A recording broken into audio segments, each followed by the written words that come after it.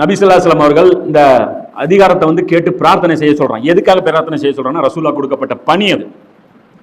இத பணி ரசூலா கொடுக்கப்பட்ட அந்த பணியை பத்தி குர்ஆன்ல அல்லாஹ் 3 இடத்துல இந்த வசனத்தை சொல்றான். ஹுவல்லஸி அர்ஸல ரசூலஹு பில் ஹுதா வ தீனில் ஹக் லியுஸ்ஹிரஹு அலா தீனி குல்லிஹி வகஃபா பில்லாஹி ஷஹீதா.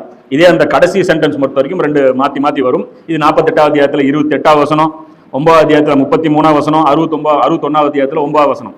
அவனே தன்னுடைய தூதரை நேரான வழியை கொண்டும் சத்தியமான மார்க்கத்தை கொண்டும் அதை எல்லா மார்க்கங்களை விட மேலோங்க வைப்பதற்காக அனுப்பி வைத்தான்.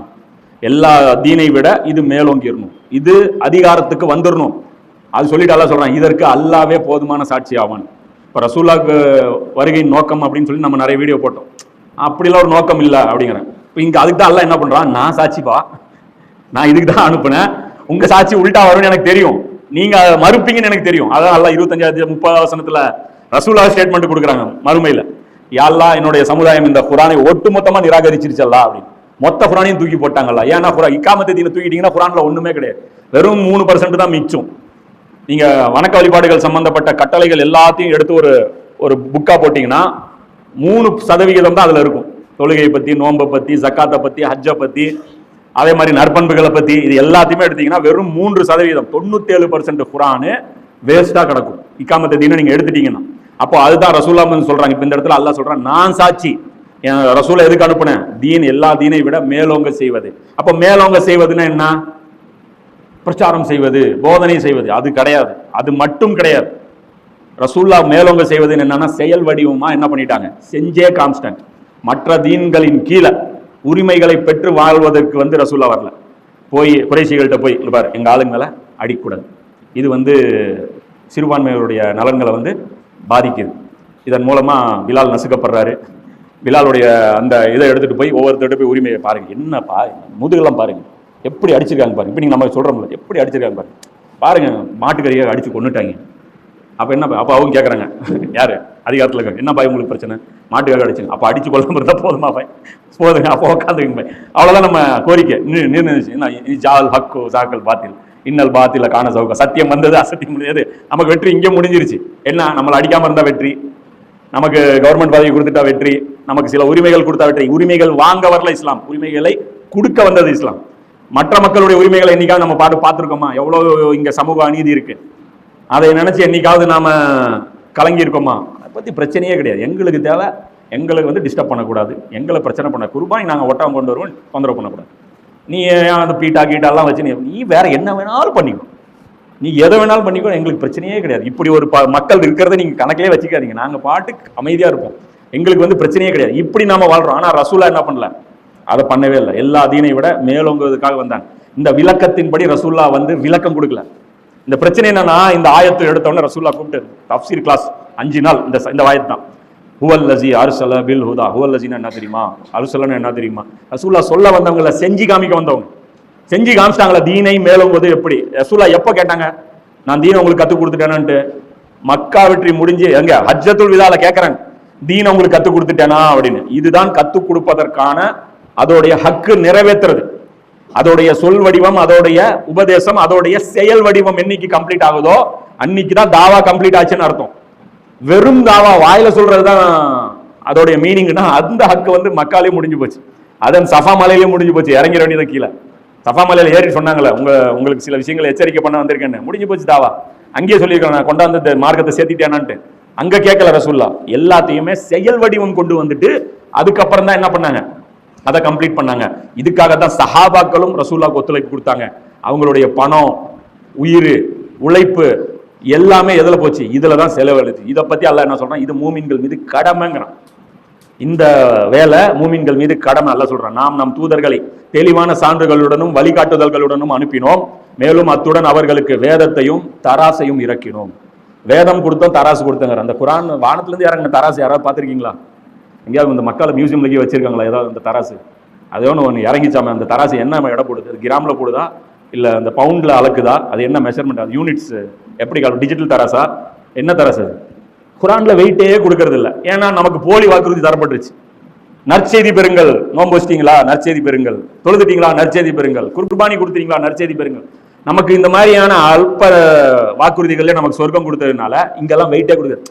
கடந்து போது படிச்சு மனப்பாடம் பண்ணி வைப்போம். இந்த மாதிரி ஒரு ஆயத்தும் இருக்கு, ஏதோ தராசாமா பார்ப்போம், அது என்னைக்காவது அது என்ன தராசுன்னு பார்ப்போம். சிந்திக்கணும் ஒவ்வொரு விஷயத்தையும். அல்ல சொல்றாள் அத்தாட்சி அத்தாட்சி. ஒரு ஆயத்தின் என்ன? ஆயத்தின வசனம் மட்டும் கிடையாது, அத்தாட்சி. என்னுடைய அத்தாட்சிகளை ஏன் உதாசீனப்படுத்தினீர்கள்? அல்ல கேட்பான், என்னுடைய ஆயத்துக்களை ஏன் உதாசீனப்படுத்தினீங்க? அப்ப தராசை நாம இறக்கணும். இந்த தராசு என்ன தெரியுமா? இந்த தராசு சமூக நீதிக்கான தராசு. ஏழைக்கும் பணக்காரனுக்கும் எடை போட்டு அதை வந்து சமூக நீதியை நிலைநிறுத்தக்கூடிய தராசு.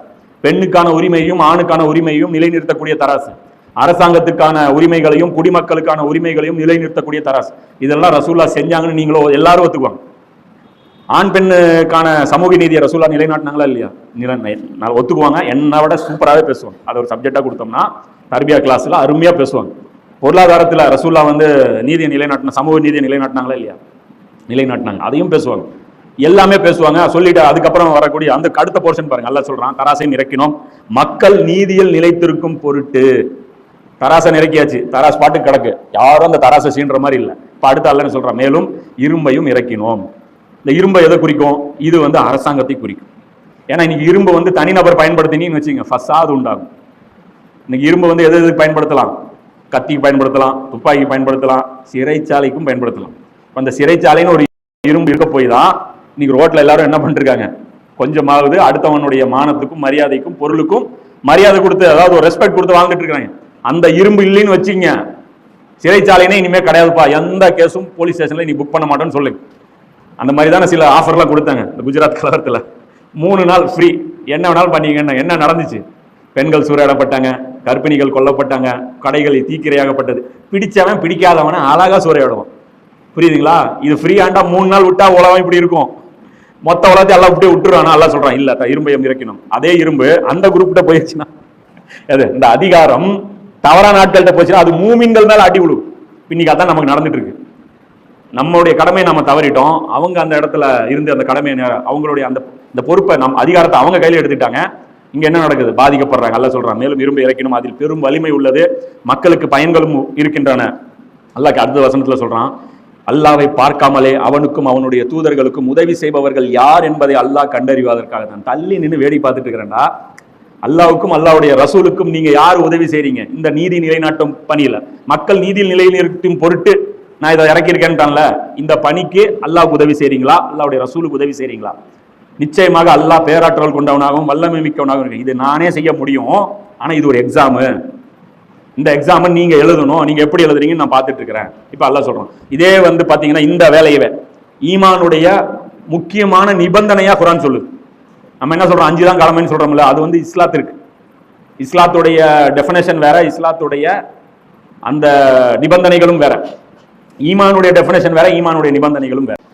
ஈமான் இல்லாம சொர்க்கத்துக்கு போக முடியாது. இஸ்லாம்ங்கிறது நம்ம துனியாவில் நம்ம ஒரு முஸ்லீமா மனிதர்கள் மத்தியில காமிச்சுக்கிறது. எதுக்கு? நமக்கு பொண்ணு கேட்டா நமக்கு ஒருத்தர் தரணும். நான் முஸ்லீம்னு சொல்றேன், அவர் என்னை நம்பிடுவாரா? பாப்பாரு, தொழுக வர்றான், ஓ முஸ்லீமா தான் இருப்பானாட்டு இருக்கு. ரம்ஜான் மாசம் நோன்பு வச்சிருக்கான், ஓ முஸ்லீமா தான் இருப்பானாட்டு இருக்கு. ஜக்காத்து கொடுக்குறான், ஹஜ் செய்யறான், முஸ்லீமா தான் இருப்பான். அப்போ இது வந்து ஒரு நம்பிக்கை. இதுக்கு அது எதுக்கு? மினிமம் ரிக்குவயர்மெண்ட் ஒரு பொண்ணு கொடுக்கறதுக்கு. ஜனாசா, அப்ப நான் செத்துட்டேன், திடீர்னு கிடக்குறேன், இந்த பாடியை புதைக்கிறதா, எரிக்கிறதா, கிறிஸ்தவர்கள் கையில ஒப்படைக்கிறதா, எப்படி ஜட்ஜ் பண்றது? அதுக்கு தான் இந்த கிரைட்டேரியா. ஏப்பா அவன் என்னப்பா பண்ண? இல்லைங்க, போன வாரம் ஜும்மால பார்த்தேங்க, நம்ம பையன் தாங்க அவன், அப்ப கொண்டு போய் அடக்கம் பண்ணி இது பண்ணி. இதுக்கு தான் இஸ்லாம். இது சொர்க்கத்துக்கு கிடையாது, இது மினிமம் ரிக்வயர்மெண்ட். அதுதான் அந்த 5 கடமை ஹதீஸ் ஜிப்ரீல்ல வரக்கூடிய. இந்த இடத்துல அல்லாஹ் சொல்றான் பாருங்க, 49 அத்தியாயத்துல 14-15 அல்லாஹ் சொல்றான், இந்த நாட்டுப்புற அரபிகள் கூறுகின்றார்கள், நாங்கள் நம்பிக்கை கொண்டோம், இவர்களிடம் நீர் கூறும். அந்த சில பேர் வர்றாங்க, அதாவது மக்கா வெற்றிக்கு அப்புறம் இந்த கிராமப்புற அரபுகள் ரசூலுல்லாஹ் நோக்கி வர்றாங்க, வந்துட்டு சொல்றாங்க, நாங்களும் நம்பிக்கை கொண்டிருக்கோம், நாங்களும் மூமின் ஆயிட்டோம் அப்படிங்கிறாங்க. அப்ப அல்லாஹ் சொல்றான், இவர்களிடம் கூறும், நீங்கள் நம்பிக்கை கொள்ளவில்லை, வேண்டுமானால் நாங்கள் கீழ்ப்படிந்து விட்டோம் என்று கூறுங்க. முஸ்லீம் ஆயிட்டேன்னு சொல்லுங்க, நான் மூமின் ஆயிட்டேன்னு சொல்லாதீங்க. நம்பிக்கை இன்னும் உங்கள் இதயங்களில் நுழையவே இல்லை, நம்பிக்கை நுழையவே இல்லைப்பா அப்படிங்கிறான். சரி, ஏதோ அல்லாஹ் சர்டிபிகேட் கொடுத்துட்டான், இந்த நம்பிக்கை நுழைஞ்சதா இல்லையாங்கிறதுக்கு ஒரு செயல் அல்லாஹ் எதுவுமே சொல்லலையான்னு சொல்லியிருக்கான். நம்பிக்கை நுழைஞ்சவனுக்கும் நுழையாதவனுக்கும் ஒரு டிஃபரெண்ட் இருக்கு. அதை நாம இன்னைக்கு பூமியிலே தீர்மானம் பண்ண முடியும். எப்படி தொழுகிறவனும் தொழுவாதவனும் முஸ்லீம் இல்லைன்னு சொல்ல முடியும்ல, அதே மாதிரி இவன் மூமின் இல்லைங்கிறதுக்கு ஒரு சான்று அல்லாஹ் சொல்றான். நீங்கள் அல்லாஹ்வுக்கும் அவனுடைய தூதருக்கும் அடிபணிந்தீர்களாயின் அவன் உங்கள் செயல்களுக்கான கூலியில் எந்த குறையும் வைக்க மாட்டான். நிச்சயமாக அல்லாஹ் பெரிதும் பிழை பொறுப்பவனாகவும் கிருபை மிக்கவனாகவும் இருக்கிறான்.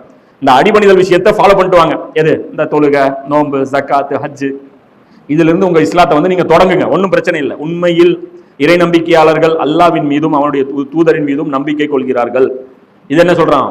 நம்பிக்கை அல்லாவின் மீதும் அவன் தூதரின் மீதும் உறுதியான நம்பிக்கை இருக்கணும். பிறகு அவர்கள் எவ்வித ஐயமும் கொள்வதில்லை. அல்லாஹ் மீதும் அல்லாஹ்வுடைய ரசூல் மேலும் என்ன இருக்காது, கொஞ்சம் கூட சந்தேகம் இருக்கக்கூடாது, உறுதியான நம்பிக்கை உள்ளத்துல இருக்கணும். தங்களுடைய செல்வங்களாலும் உயிர்களாலும் அல்லாவின் வழியில் போராடுகிறார்கள். கான்ட்ரிபியூஷன் இருக்கணும். அல்லாஹ்வுடைய இக்காமத்து தீனுக்காக பொருளாதாரத்தை செலவு பண்ணியிருக்கணும், உயிர்களை செலவு பண்ணி, உயிர்கள்லாம் என்ன, தானே ஈடுபட்டு இருக்கணும். ரசூல்